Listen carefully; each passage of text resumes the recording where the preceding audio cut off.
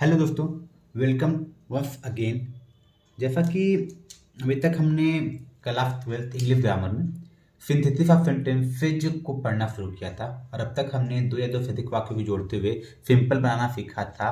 और हमने जो जो मेथड्स का प्रयोग कर लिया है उनमें हमने प्रयोग कर लिया था इन्फिनेटिव का, अर्थात टू प्लस वर्ब की फर्स्ट फॉर्म का प्रयोग हमने सीख लिया है। हमने ये भी सीख लिया है कि कैसे पास्ट पार्टिसिपल अर्थात वर्ब की थर्ड की फॉर्म के थ्रू दो वाक्यों को जोड़कर सिंपल बनाते हैं। और हमने क्या सीखा है, प्रेजेंट पार्टिसिपल अर्थात वर्ब की फर्स्ट फॉर्म में आईएनजी का प्रयोग करके कैसे दो दिए गए सिंपल सेंटेंस को जोड़कर एक सिंपल सेंटेंस बनाते हैं। हमने एक सारी चीज़ें सीख लिया था। तो आज के इस वीडियो में हम लोग सीखेंगे वही चीज़ें, दो या दो से अधिक सिंपल सेंटेंस को जोड़ना है और जोड़कर क्या बनाना है, सिंपल सेंटेंस से ही बनाना है। लेकिन इस बार हमारा जो मेथड होगा उसमें हम लोग क्या प्रयोग करेंगे, हम लोग प्रयोग करेंगे परफेक्ट पार्टिसिपल का। और परफेक्ट पार्टिसिपल कैसे बनता है, हैविंग के साथ वर्ब के थर्ड फॉर्म का प्रयोग करने से। अब क्या होता है परफेक्ट पार्टिसिपल, तो इसका एक मैंने पूरा वीडियो बनाया हुआ है, इसका लिंक मैंने डिस्क्रिप्शन बॉक्स में दिया है, वहां से आप जाकर परफेक्ट पार्टिसिपल का पूरा नॉलेज ले सकते हैं। और यहाँ पर मैं आपके काम जितना बता देता हूँ कि हैविंग और वर्ब के थर्ड फॉर्म का प्रयोग एक साथ करने से परफेक्ट पार्टिसिपल बनता है। और ऐसी क्रियाओं के साथ के बाद या के पश्चात जैसे शब्द जुड़े होते हैं। और यहाँ पर एक काम के खत्म होने के बाद दूसरे काम का होना पाता है, अर्थात दोनों कामों के बीच में समय का अंतर स्पष्ट रूप से दिखाई देता है। तो बात आती है परफेक्ट पार्टिसिपल का प्रयोग कब करते हैं, जहाँ पर जो दो दिए गए वाक्य होंगे उनमें जो सब्जेक्ट होंगे वह एक ही हों तथा एक कार्य के समाप्त होने या पूरा होने के बाद दूसरा कार्य का होना पाया जाए, तो वहां पर हम लोग प्रयोग करते हैं परफेक्ट पार्टिसिपल का। अब कैसे प्रयोग करते हैं, जिस प्रकार से हम लोग प्रेजेंट पार्टिसिपल का प्रयोग करे थे तो सेम वे में हम लोग परफेक्ट पार्टिसिपल का भी प्रयोग करेंगे। तो चलिए मैं उसके डेफिनेशन को यहाँ पर लिख लेता हूँ जो अभी मैंने आपको जस्ट बताया। तो यहाँ पर देखिए मैंने आपको जो नियम बताया परफेक्ट पार्टिसिपल से रिलेटेड, वहाँ पर इसको मैंने यहाँ पर लिख लिया है। तो क्या नियम था उसको मैं दोबारा रिपीट कर देता हूँ। इसके अंतर्गत बताया जा रहा है कि यदि जो दो दिए गए वाक्य हों उन दोनों वाक्यों में जो प्रयुक्त कर्ता अर्थात सब्जेक्ट हो वो क्या हो जाए, एक ही हो जाए, तथा एक कार्य के बाद पहला कंडीशन क्या है कि जो दो वाक्य होंगे उनमें जो दिए कर्ता क्या हो जाए, सेम हो जाए। जैसे देखिए यहाँ पर मैंने एग्जांपल लिया हुआ है, यहाँ भी सब्जेक्ट ही है यहाँ भी सब्जेक्ट ही है, तो ये सेम हो गया है। उसके कंडीशन क्या है कि एक कार्य के बाद, कार्य के बाद का तात्पर्य क्या है कि वो तो या तो कार्य समाप्त हो जाए या पूरा हो जाए, उसके पूरा होने के बाद दूसरे कार्य का होना पाया जाए। देखिए जैसे कि ही फिनिश हिज वर्क, उसने अपना काम खत्म कर लिया, ही वेंट होम, वह घर गया। अर्थात जब ये पहला काम खत्म कर लिया है उसके बाद वह घर गया है। और यहाँ पर इन दोनों कार्यों के बीच समय का अंतर भी पाया जा रहा है। ऐसा नहीं है काम करते करते वो घर गया और काम करते करते घर जाता, दोनों कार्यों का एक साथ होना पाया जाता तो वहां पर तो प्रेजेंट पार्टिसिपल हो जाता। लेकिन एक काम के खत्म होने के बाद दूसरा काम हो रहा है, तो यहाँ पर हम लोग किसका प्रयोग करेंगे, परफेक्ट पार्टिसिपल का प्रयोग करेंगे। देखिए मैंने यहाँ बताया भी है कि दोनों कार्यों के बीच समय का अंतर पाया जाता है। तो ये बात होगी परफेक्ट पार्टिसिपल यूज कब करेंगे, उसको पहचानने की, जब सब्जेक्ट सेम हो जाए, एक कार्य के खत्म या पूरा होने के बाद दूसरे कार्य का होना पाया जाए और दोनों कार्य को होने के मध्य कुछ समय का अंतर हो, तो वहां पर परफेक्ट पार्टिसिपल का प्रयोग करते हैं। तो बात आती है कि इनका प्रयोग करते कैसे हैं, तो इसका प्रयोग करने के लिए हम लोग क्या करते हैं, जो कार्य पहले होता है उसकी क्रिया को क्या करते हैं, परफेक्ट पार्टिसिपल में बदल देते हैं। अब देखिए परफेक्ट पार्टिसिपल का दो रूप होता है, यहाँ पर तो मैंने एक रूप बताया है हैविंग प्लस वर्ब के थर्ड फॉर्म। यह तब करते हैं जब जो पहला कार्य होता है, जो पहला सेंटेंस गिवन होता है वो एक्टिव वॉइस में होता है, तो हम लोग प्रयोग करते हैं हैविंग प्लस वर्ब की थर्ड फॉर्म। लेकिन अगर ऐसा हो जाए कि जो पहले काम होता है उस दिए गए वाक्य की वाइफ हो जाए पैसिव वाइफ, तो उस कंडीशन में हम लोग प्रयोग करेंगे हैविंग बीन उसके बाद वर्ब की थर्ड फॉर्म। तो ये कब प्रयोग करेंगे, जब पहला वाक्य किस वॉइस में हो जाए, पैसिव वॉइस में हो जाए। और हैविंग प्लस वर्ब के थर्ड फॉर्म का प्रयोग कब करेंगे, जब पहला वाक्य किस वॉइस में हो जाए, एक्टिव वॉइस में हो जाए। तो आई होप आपको ये लैंग्वेज या डेफिनेशन समझ में आ गया होगा। तो चलिए इस डेफिनेशन से रिलेटेड कुछ एग्जांपल को करते हैं। जैसे यहाँ पर मैंने कुछ एग्जांपल लिया हुआ है, ही finished his work, he went home, मैंने जस्ट बताया। यहाँ पर देखिए दोनों केस में, दोनों सब्जेक्ट में जो सब्जेक्ट हो गए हैं, दोनों सेंटेंस में सब्जेक्ट तो सेम हो गए हैं और ये काम खत्म हो गया है, उसके बाद जाने का काम हुआ है, अर्थात दोनों कार्यों के बीच समय का अंतर भी पाया जा रहा है। जब यहाँ पर हम लोग किसका प्रयोग करेंगे, परफेक्ट पार्टिसिपल का, तो पहले काम क्या हो रहा है, पहले काम तो खत्म करने को हो रहा है, काम खत्म करने को हो रहा है, तो इसका मतलब इसी में जो क्रिया आई है, क्रिया क्या है, फिनिश्ड, इसको किस में बदल देंगे, हैविंग प्लस वर्ब की थर्ड फॉर्म में या फिर हैविंग बीन प्लस वर्ब की थर्ड फॉर्म में। तो हमको पता चल रहा है यहाँ पर फिनिश्ड का प्रयोग हुआ है जो कि वर्ब की सेकंड फॉर्म के रूप में हुआ है। इट मीन्स यह सेंटेंस किस वॉइस में हो गया है, यह सेंटेंस हो गया है एक्टिव वॉइस में। तो इसका सीधा सा तात्पर्य है हम लोग किसका प्रयोग करेंगे, हैविंग प्लस वर्ब की थर्ड फॉर्म। तो ये जो सब्जेक्ट होता है सब्जेक्ट को रिमूव करेंगे और इसको किस में बदल देंगे, हैविंग और वर्ब की थर्ड फॉर्म। तो फिनिश्ड का थर्ड फॉर्म भी फिनिश्ड ही होता है। अब देखिए इसके साथ ये जुड़ा हुआ है तो इसको भी लिख लेंगे, हैविंग फिनिश्ड हिज वर्क। अब हमने पीछे पढ़ा था कि जब परफेक्ट पार्टिसिपल का प्रयोग करते हैं तो उसके बाद प्रयोग करते हैं कॉमा का, यहाँ पर हम लोग कॉमा लगा लेंगे और जो अगला सेंटेंस है उसको ज्यों का त्यों लिखना था। मैंने क्या बताया है, तो दूसरे वाक्य को ज्यों का त्यों लिख लेते हैं। तो दूसरा वाक्य जैसे लिखा हुआ है उसको इसी तरह यहाँ पर कॉपी कर लेंगे। तो ये क्या आ जाएगा, ही वेंट होम। तो इसका जो सिंपल सेंटेंस फॉर्मेशन हो गया इन दोनों सेंटेंस का वो बन गया है, having finished his work he went home. तो आई होप आपको ये समझ में आया होगा किस प्रकार हमने इन दोनों वाक्यों को कंबाइन करके सिंपल सेंटेंस का फॉर्मेशन किया है। तो चलिए एक और एग्जांपल देखते हैं। I went to Agra, I saw the Taj. तो देखिए एक काम हो रहा है आगरा जाने का, एक काम हो रहा है ताजमहल को देखने का।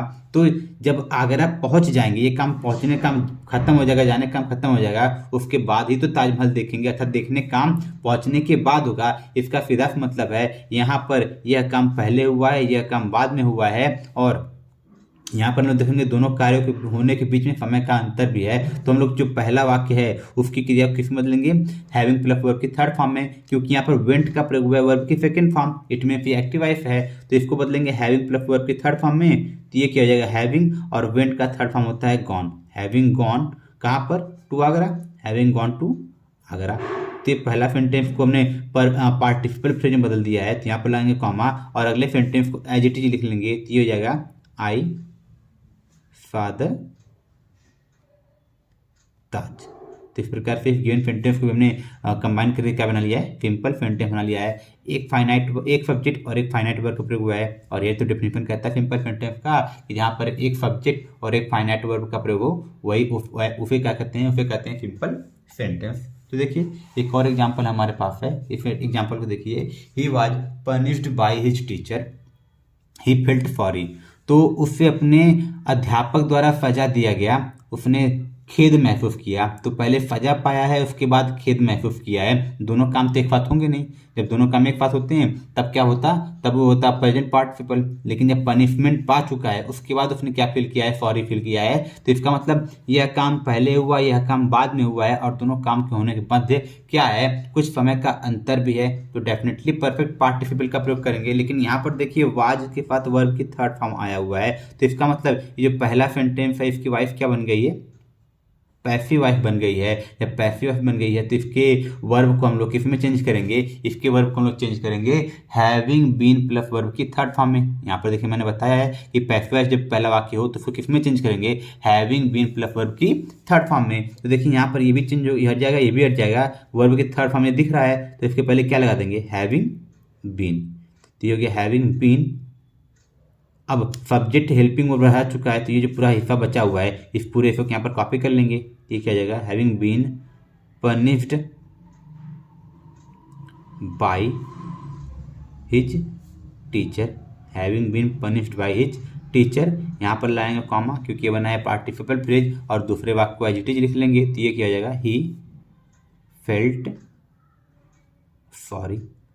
तो इस प्रकार से हमने यहाँ पर परफेक्ट पार्टिसिपल का प्रयोग करके हैविंग बीन प्लस वर्ब की थर्ड फॉर्म का प्रयोग किया। क्यों प्रयोग किया है, क्योंकि ये पहला सेंटेंस जिसमें कार्य पहले हो रहा था वह पैसिव वॉइस में लिखा गया था, तो हमने इसको किस में बदल दिया है, हैविंग बीन और वर्ब की थर्ड फॉर्म में। तो आई होप आपको यह सेंटेंस भी समझ में आया होगा कैसे हमने इसको जोड़कर क्या बनाया है, सिंपल सेंटेंस बनाया है। तो ये रहा परफेक्ट पार्टिसिपल से रिलेटेड नियम और उससे रिलेटेड कुछ एग्जाम्पल।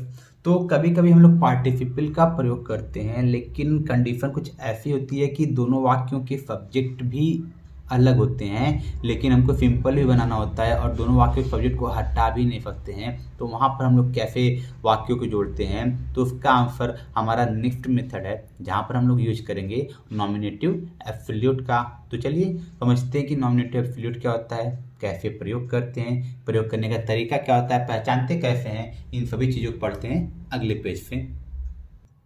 तो हमारा जो अगला मेथड होगा वो होगा बाय यूजिंग नॉमिनेटिव एब्सोल्यूट, अर्थात हमको प्रयोग करना है नॉमिनेटिव एब्सोल्यूट का और दो या दो से अधिक सिंपल सेंटेंस को जोड़कर बनाना है एक सिंपल सेंटेंस।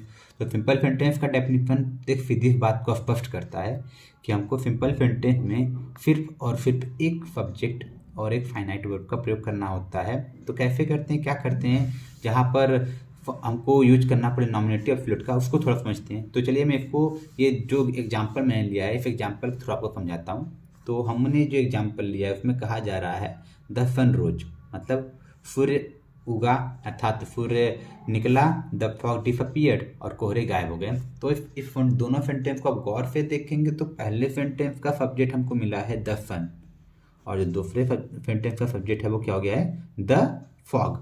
तो अब जब हमको इन दोनों वाक्यों को अभी तक हमने यही सीखा है कि सब्जेक्ट सेम होते थे और जब हम लोग सिंपल बनाते थे तो एक सब्जेक्ट को हटा देते थे। क्यों हटा देते थे, क्योंकि मोस्ट ऑफ द टाइम दोनों सेंटेंस में जो सब्जेक्ट होते थे वो एक ही होते थे।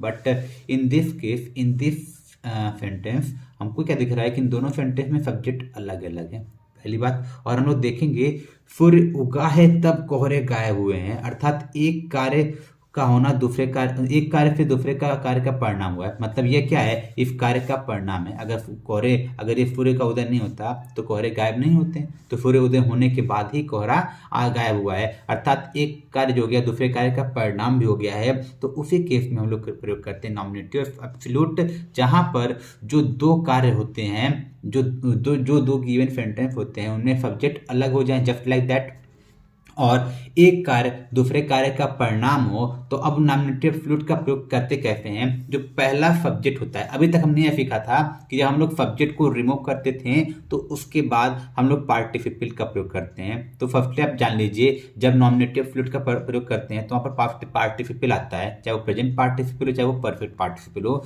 नॉमिनेटिव एब्सोल्यूट के साथ पार्टिसिपल आता है। लेकिन कंडीशन ये होता है कि हम लोग पार्टिसिपल का प्रयोग नॉमिनेटिव एब्सोल्यूट के बाद करते हैं, और जो नॉमिनेटिव एब्सोल्यूट होता है उसको हिंदी में कहते हैं स्वतंत्रकर्ता। ये ऐसा कर्ता होता है जिसका प्रभाव वाक्य के क्रिया पर नहीं पड़ता है, इसलिए से यह क्रिया से स्वतंत्र होता है। इसी वजह से इसको क्या कहते हैं, स्वतंत्रकर्ता कहते हैं, नॉमिनेटिव एब्सोल्यूट करते हैं। तो प्रयोग कैसे करते हैं कि जो दोनों दिए गए वाक्य में सब्जेक्ट अलग होते हैं, तो जो वाक्य में पहले काम होता है उस वाक्य के सब्जेक्ट को पहले लिख लेते हैं, उसके बाद हम लोग प्रयोग करते हैं पार्टिसिपल का, और पार्टिसिपल का प्रयोग करने के बाद जो अगला वाक्य होता है, जो बाद में कार्य होता है, उस पूरे वाक्य को एज इट इज लिख लेते हैं। तो ये रहा इसका डेफिनेशन। तो चलिए इस डेफिनेशन को मैं यहाँ पर लिख लेता हूँ।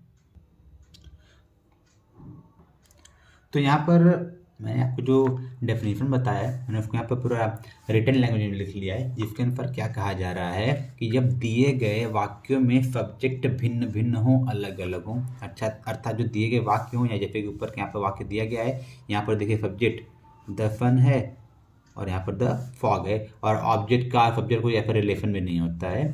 और उसके बाद क्या हो कि जो क्रियाएं हैं उनके बीच संबंध परिणाम का, अर्थात कॉजल रिलेशन हो, अर्थात एक कार्य के बाद दूसरा कार्य क्या हो, उसका परिणाम हो। एक कार्य हो जाए, उस एक कार्य के होने की वजह से ही दूसरा कार्य हो, तो वहाँ पर क्या होता है, परिणाम जो संबंध होता है वह परिणाम का होता है। देखिए जैसे सर्दी में कोहरे तब तक रहते हैं जब तक कि सूर्य उदय ना हो, लेकिन जैसे सूर्य उदय होता है तो धीरे धीरे कोहरे क्या हो जाते हैं, वह गायब हो जाते हैं। तो इसका मतलब सूर्य उदय होने से, जो उदय होता है सूर्य, वहाँ पर जो कार्य है उदय होने का, उस उदय होने से गायब होने का कार्य डिपेंड कर रहा है, अर्थात इसके होने के बाद ही यह कार्य होगा, अर्थात यह कार्य इस कार्य के होने का परिणाम है। तो जब हम लोग ऐसे वाक्यों को जोड़कर सिंपल सेंटेंस बनाएंगे। तो उस स्थिति में हम लोग क्या करेंगे, जो कार्य पहले होता है उसके कर्ता को हम लोग क्या बनाते हैं, एब्सोल्यूट बनाते हैं। और जब एब्सोल्यूट बनाते हैं तो उसको सबसे पहले लिखा जाता है। और जब जैसे ही एब्सोल्यूट बनाने वाले कर्ता को लिख लेते हैं उसके तुरंत बाद हम लोग जो पहले कार्य होता है उसकी क्रिया को पार्टिसिपल में बदल देते हैं। और पार्टिसिपल में बदलने के बाद हम दूसरे वाक्य को ज्यों का त्यों लिख देते हैं। लेकिन जहां पर पार्टिसिपल बनता है, जो पार्टिसिपल फ्रेज बनता है, उसके तुरंत बाद दूसरा कार्य लिखने से पहले कॉमा भी लगाते हैं। तो देखिए अब मैंने आपको पीछे बता दिया है कि पार्टिसिपल का प्रयोग कैसे करते हैं। पार्टिसिपल में हम लोग बीइंग का भी प्रयोग कर सकते हैं। बीइंग का प्रयोग कब करते हैं, जब इज एम आर वाजवर मुख्य क्रिया का काम करें, या फिर क्या हो जाए कि पैसिव वॉइस में दिया गया वाक्य हो तो वहाँ पर हम लोग बीइंग का प्रयोग करते हैं, या फिर हैविंग बीन का भी प्रयोग कर सकते हैं। तो चलिए यहाँ पर मैंने कुछ एग्जाम्पल्स लिए हुए हैं, इन एग्जाम्पल्स को सॉल्व करके वापस से पार्टिसिपल के रूल्स को दोहराया जाए। बट यहाँ पर प्रयोग किसका करेंगे, नॉमिनेटिव एब्सोल्यूट का। तो हमारे पास यहाँ पर पहला सेंटेंस क्या दिया हुआ है, जो ऊपर मैंने सेंटेंस लिखा था मैंने सेंटेंस को वापस यहाँ पर लिख लिया है, the sun rose the fog disappeared. तो हमको पता है कि यहाँ पर सब्जेक्ट द सन है पहले वाक्य का, और दूसरे वाक्य का सब्जेक्ट क्या है, दूसरे वाक्य का सब्जेक्ट द फॉग है। तो दोनों सब्जेक्ट अलग हो गए हैं, और रोज अर्थात उदय होने के बाद ही कुहा से विलुप्त हो रहे हैं, गायब हो रहे हैं। तो एक कार्य का ये जो दूसरा कार्य है वो परिणाम हो गया। तो हम लोग क्या करेंगे, पहले जो कार्य पहले होता है उसके कर्ता को सबसे पहले लिख लेते हैं, और उसे बनाते हैं क्या, एब्सोल्यूट। तो कर्ता क्या, द सन। तब हम लोग इसको यहाँ पर लिख लेंगे द सन। हम लोग ऐसे भी तो कर सकते हैं, सूर्य के उगने के बाद कोहरे गायब हो गए, तो उगने के बाद शब्द आ गया, और के बाद शब्द आता है तो वहां पर हम लोग बनाते हैं परफेक्ट पार्टिसिपल। और परफेक्ट पार्टिसिपल कैसे बनता है, जस्ट हमने उसके बारे में पढ़ा है, हैविंग प्लस वर्ब की थर्ड फॉर्म का प्रयोग करने से। तो यहाँ पर हमने द सन को नॉमिनेटिव एब्सोल्यूट बना लिया है, तो इसको सबसे पहले लिख लिया है। अभी जो रोज सेकेंड फॉर्म है उसको बदलेंगे परफेक्ट पार्टिसिपल में, और वो कैसे बनेगा, हैविंग के साथ वर्ब की थर्ड फॉर्म का प्रयोग करने से। तो हैविंग हो गया, और रोज का थर्ड फॉर्म होता है राइजन।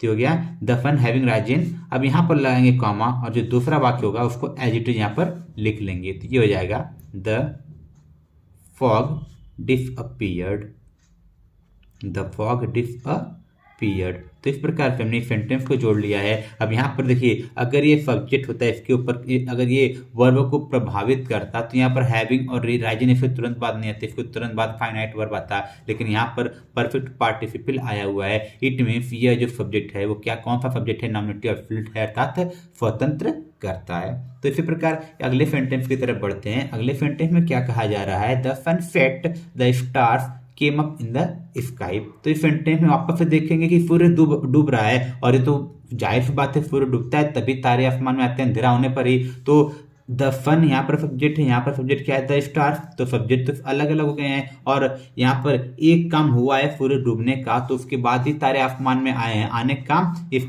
इसके होने का परिणाम है, अर्थात एक कार्य का होना दूसरा कार्य पहले कार्य का परिणाम हो गया है। तो यहाँ पे किसका प्रयोग करेंगे, परफेक्ट पार्टिसिपल का, जस्ट लाइक दिस सेंटेंस। अर्थात जो पहला सेंटेंस हमने यहाँ पर चेंज किया है, ठीक उसी प्रकार से इस दूसरे सेंटेंस को भी चेंज किया जाएगा। चलिए ये मैं आपके लिए छोड़ता हूँ, क्योंकि मैंने यहाँ पर दो अलग सेंटेंस लिया हुआ है जिसको मैं बता देता हूँ आपको, ताकि आप इस सेंटेंस को स्वयं कर लीजिए। इस बेस पर मैं दो तरीके और बता देता हूँ, ताकि आपके पास और मेथड हो सिंपल सेंटेंस बनाने का बाय यूजिंग नॉमिनेटिव एब्सोल्यूट। तो यहाँ पर मेरे पास दो सेंटेंस और हैं, ये आप खुद से कर लीजिएगा। The captain was फ्लेन, the army fled. तो यहाँ पर देखिए, जो कप्तान है वो मारा गया, और जो आर्मी है वो भाग गई। तो सब्जेक्ट अलग गया, यहाँ पर द कैप्टन है, और यहाँ पर आर्मी, तो सब्जेक्ट अलग गया है। अब जब कैप्टन मारा गया है, कप्तान मारा गया है, तो जिस दल का कप्तान मारा गया है वो आर्मी क्या हो गई है, भाग गई है। अर्थात इस कार्य के होने की वजह से यह कार्य हुआ है, अर्थात इस कार्य का परिणाम क्या हो गया है, यह दूसरा कार्य हो गया है। तो यहाँ पर जो सब्जेक्ट आया है उसको क्या बनाएंगे, नॉमिनेटिव एब्सोल्यूट। तो सब्जेक्ट को सबसे पहले लिख लेंगे, ये हो जाएगा द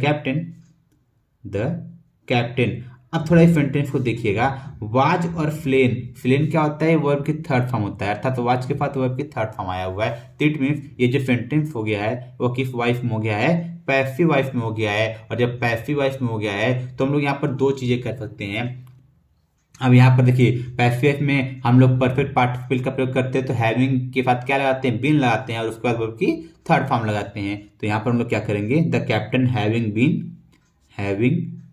बीन फ्लेन। देखिए फ्लेन ऑलरेडी वर्ब की थर्ड फॉर्म था, तो ये हो गया फ्लेन, द कैप्टन हैविंग बीन फ्लेन। अब यहाँ पर लाएंगे कॉमा और अगला जो सेंटेंस है उस पूरे सेंटेंस को एज इट इज कॉपी कर लेंगे, लिख लेंगे, तो ये क्या आ जाएगा, द आर्मी फ्लेड। तो इस प्रकार से हमने गिवन सेंटेंस को जोड़ लिया है और क्या बना लिया है, सिंपल सेंटेंस। तो आई होप आपको ये नियम भी समझ में आया होगा। यहाँ पर हमने किसका प्रयोग किया है, वैसे तो यहाँ पर सबसे पहले नॉमिनेटिव एब्सोल्यूट आया है, लेकिन यहाँ पर हमने हैविंग बीन और वर्ब की थर्ड फॉर्म का प्रयोग किया है। क्यों प्रयोग किया है, क्योंकि ये जो सेंटेंस गिवन था पहला कार्य होने वाला, वो किस वॉइस में था, पैसिव वॉइस में था। तो इसी प्रकार इस सेंटेंस को जोड़ते हैं। अगला सेंटेंस क्या दिया गया है, the weather was stormy, the plane got late. तो इस सेंटेंस हम लोग देखेंगे, यहाँ फिर से देखिए जो सब्जेक्ट क्या है द वेदर और यहाँ पर सब्जेक्ट क्या है द प्लेन, और मौसम कैसा था, तूफानी था, और तूफानी होने की वजह से जो प्लेन था उसको जाने में लेट हो गया है, अर्थात इसकी वजह से मौसम खराब होने की वजह से यह कार्य हो रहा है, अर्थात लेट होने की वजह क्या है, मौसम का खराब होना। तो अब यहाँ पर हम लोग देखेंगे कुछ काम तो हो नहीं रहा है पहले वाक्य में। अब यहाँ पर वाच का प्रयोग लिंकिंग वर्ब या कह सकते हैं मेन वर्ब की तरह हुआ है, और मैंने पीछे बताया हुआ है कि जब इज एम आर या वाज वर्ब का प्रयोग मेन वर्ब या लिंकिंग वर्ब की तरह हुआ हो तो उनको हम लोग पार्टिसिपल कैसे बनाते हैं, बीइंग के बी के साथ आईएनजी जोड़कर अर्थात बीइंग में बदल कर। तो हमको इसको नॉमिनेटिव एब्सोल्यूट बनाना पड़ेगा क्योंकि सब्जेक्ट तो अलग है। यहाँ पर हम लोग लिख लेंगे द वेदर, तो यहाँ पर द वेदर हो गया। अब नॉमिनेटिव एब्सोल्यूट के बाद ही पार्टिसिपल का प्रयोग करना होता है, तो वाज को किस में चेंज कर देंगे, बीइंग में, क्योंकि वाज का पार्टिसिपल फॉर्म क्या होता है, बीइंग होता है। तो ये क्या, being, the weather being stormy, the weather being stormy. यहाँ पर लाएंगे कॉमा और अगले पूरे सेंटेंस को यहाँ पर कॉपी कर लेंगे, तो ये क्या आ जाएगा, द प्लेन गॉट लेट। तो इस प्रकार से हमने फिर दोनों सेंटेंस को जोड़कर क्या बना लिया है, सिंपल सेंटेंस। देखिए एक सब्जेक्ट एक फाइनाइट वर्ब है, इसको ये तो सब्जेक्ट तो है लेकिन स्वतंत्र करता है जिसका प्रभाव इस वर्ब के ऊपर नहीं पड़ रहा है। तो ये कौन सा सेंटेंस बन गया है, ये बन गया सिंपल सेंटेंस। ऊपर भी क्या बना था, सिंपल सेंटेंस ही बना था। तो इस तरह से आज के वीडियो में हमने दो मेथड सीखा है जहां पर हमने दो या दो से अधिक वाक्यों को जोड़कर एक सिंपल सेंटेंस बनाना सीखा है। तो इसी के साथ मैं आज के इस वीडियो लेक्चर को समाप्त कर रहा हूं। Thank you.